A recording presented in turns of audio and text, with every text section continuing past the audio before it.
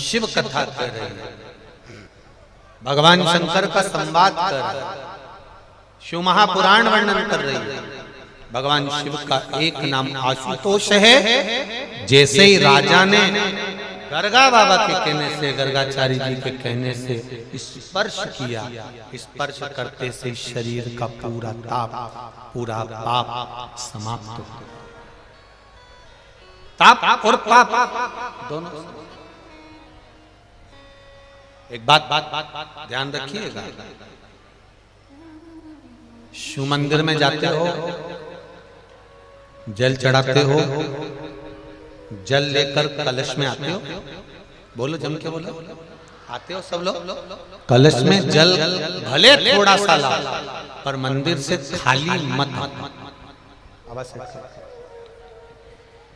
मंदिर से खाली नहीं आना है, जल लेकर थोड़ा सा लाइए। और वो जल परिवार के जितने सदस्य हैं उनको थोड़ा थोड़ा सा आचमन करें। कभी घर के अंदर बड़ी बीमारी, बड़ा रोग प्रवेश नहीं कर सकता जो शिव की शरणागति में रहे।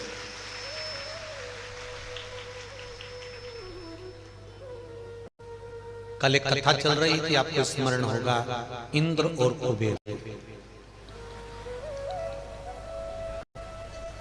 जिन्होंने देवदेव महादेव को बीच रास्ते में बैठा हुआ देखा और वज्र उठा लिया था, शंकर भगवान को केवल हटा के। पहले तो एक स्मरण आपको रहे कि जहां देवदेव महादेव का शिवालय होता है, जहां शंकर भगवान का शिवालय है, जहां भगवान शंकर विराजमान है, और जहां पर आप पशुपति व्रत कर रहे हो या भगवान शंकर का गुणगान कर रहे हो, वो स्थान कोई साधारण नहीं हो सकता। जहां ये कोकड़ी गांव में शिव महापुराण की कथा हो रही है, जिस जगह पर ये कथा हो रही है, ये जगह भी कोई साधारण नहीं हो सकती। शिव की कृपा की फल यहाँ जरूर कहीं ना कहीं भगवान शंकर की कृपा, करुणा उदारता।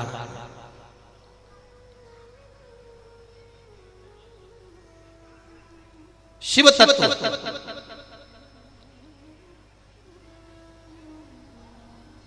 जहां पर धर्म है, सत्संग है, भजन है, कीर्तन है, मंत्र जाप है, नाम जाप है, स्मरण है, कथा है, कीर्तन है, साधना है, तप है, वो किसी तीर्थ से कम नहीं, किसी तीर्थ से कम नहीं।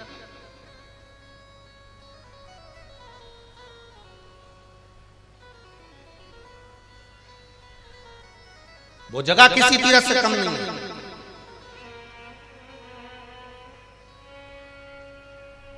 एक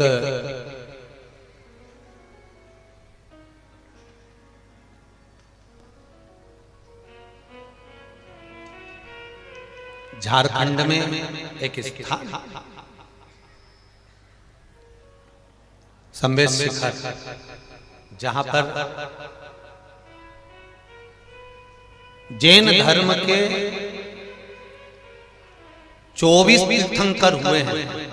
उन 24 तीर्थंकर में से 20 तीर्थंकर मोक्ष को पाए हैं, वो संवेद शिखर में, झारखंड की उस पावन भूमि पर, जिसको झारखंड सरकार ने पर्यटन स्थल घोषित करा। हम निवेदन करना चाहेंगे इस व्यासपीठ से उस संवेद शिखर के लिए, जहां पर धर्म का स्थान होता है, जहां इतने मुनियों ने, संतों ने तप किया होता है और मोक्ष पाया होता है, वो स्थान पिकनिक का स्थान नहीं होता, वो तीर्थ स्थान होता है। उसको तीर्थ घोषित होना ही चाहिए। अगर हम उसको पिकनिक का स्थान बोल दें या पर्यटन स्थल बोल दें तो ये उसका अपमान है। जैसे कोई मुख्यमंत्री आए और यहाँ से कोई माइक पकड़ कर केवल उनका नाम लेकर बोल दे कि ये आए हैं, तो मुख्यमंत्री को बुरा लगेगा कि नहीं लगेगा? बोलो रे छत्तीसगढ़ वाले, लगेगा कि नहीं लगेगा? कोई अध्यक्ष आए और उसका नाम ले दिया जाए और अध्यक्ष बोला ही नहीं जाए, उसको बुरा लगेगा। कोई आए और उसका नाम ले दिया जाए, उसको डॉक्टर बोला ही नहीं जाए, तो हमें डॉक्टर नहीं बोला, बुरा लग जाएगा। तो जिस जगह पर 24 तीर्थंकरों ने तप करा है, साधना करी है, मोक्ष पाया है, तो उस संवेश शिखर को तीर्थ ना कहकर तो उस मुनियों का, संतों का, उस स्थली का अपमान ही है ना कि हम उसको पर्यटन स्थल बोलते हैं। कई लोग कहते हैं गुरु जी वो जैन धर्म सनातन धर्म का ही एक अंश है, हम उसको अलग नहीं मानते। भले दुनिया के लोग माने कि जैन धर्म अलग है, हम नहीं मानते। जितने धर्म हैं सारे मेरे सनातन धर्म से निकले हुए हैं, वो सनातन धर्म का एक अंश है। मेरा निवेदन इस व्यासपीठ से रहेगा, झारखंड की वो सरकार से रहेगा कि जैसे हर एक व्यक्ति को अपना नाम, आप मुख्यमंत्री आए, कोई प्रधानमंत्री आए, कोई ये मंत्री आए, कोई वो मंत्री आए, तो उनके आगे उनका मंत्री पद बोलना पड़ता है, केवल नाम बोल दो तो उनका अपमान हो जाता है। डॉक्टर साहब आए और हमने उनका नाम ले दिया, डॉक्टर नहीं बोला। वकील साहब आए और उनका नाम ले दिया, वकील नहीं बोला, तो उनका अपमान है। उसी तरह संदेश शिखर हमारे पार्श्वनाथ भगवान का एक स्थान है जैन मुनियों में, जहाँ का एक आनंद होना चाहिए, जहाँ उसको पर्यटन स्थल या पिकनिक स्थल नहीं, इस व्यासपीठ से निवेदन करना चाहूंगा, उसको तीर्थ स्थल घोषित होना चाहिए। वो जैनों के लिए, जैन धर्म के लिए सुख दो नहीं, जहां भजन हो, जहां कीर्तन हो, जहां मंत्र जाप हो, जहां स्मरण हो, जहां भजन हो, वो तीर्थ स्थल। और कोकड़ी जहां पर ये बालोदा बाजार के पास में कथा हो रही है, इस कोकड़ी के लिए भी कहना चाहूंगा, ये जमीन कोई साधारण नहीं होगी, यहाँ मेरा देवाधिदेव महादेव का जरूर होगा। इसलिए यहाँ इंद्र और कुबेर, ये दोनों के मन बुद्धि चित्त में आ गया कि शिव जी को यहां से हटाना, भगवान शंकर को यहां से हटाना।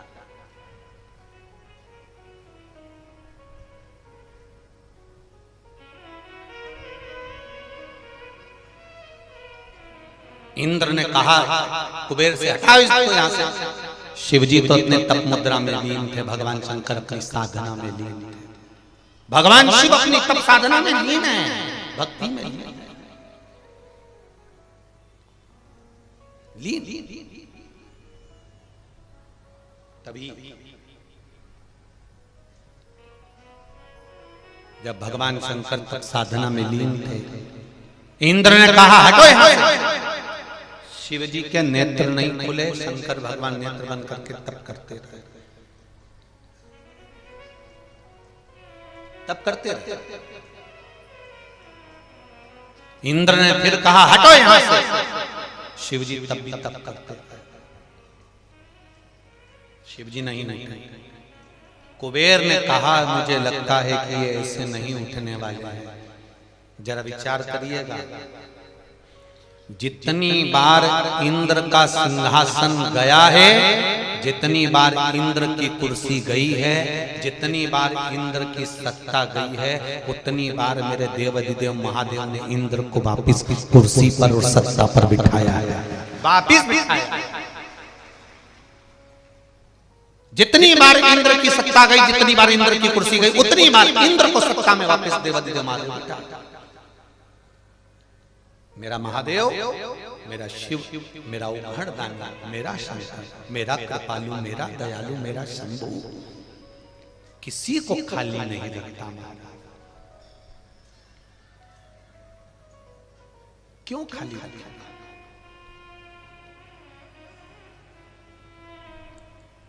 वज्र उठाया इंद्र ने, देवाधिदेव महादेव की ओर वज्र लेकर बस एक कदम आगे बढ़ाया ही था।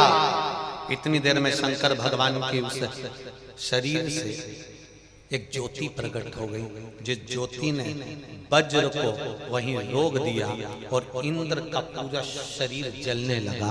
जलता हुआ देखकर कुबेर उस स्थान से भाग गया। समझना जरा,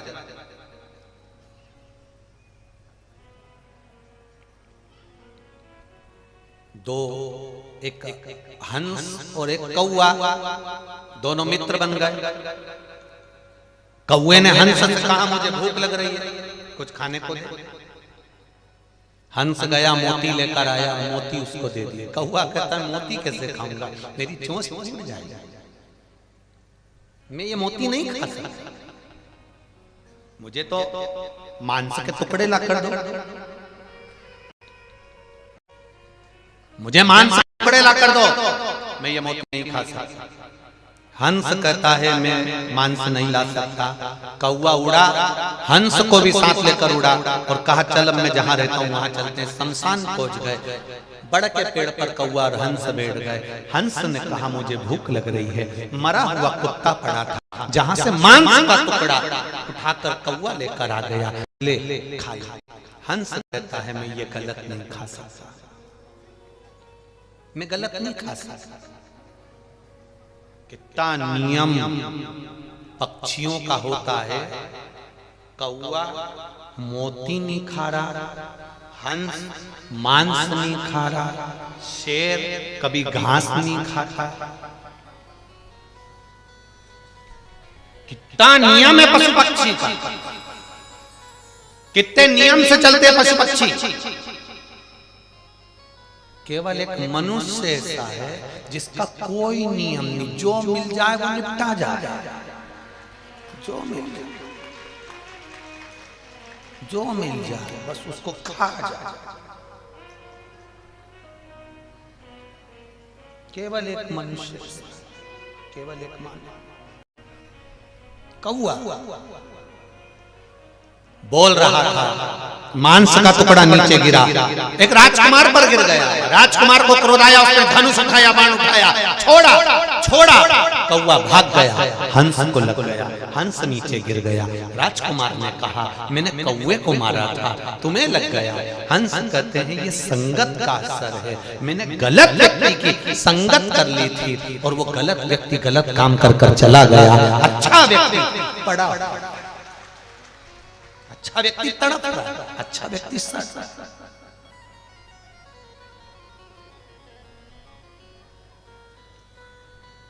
देखो संगत का बड़ा असर पड़ता है जी।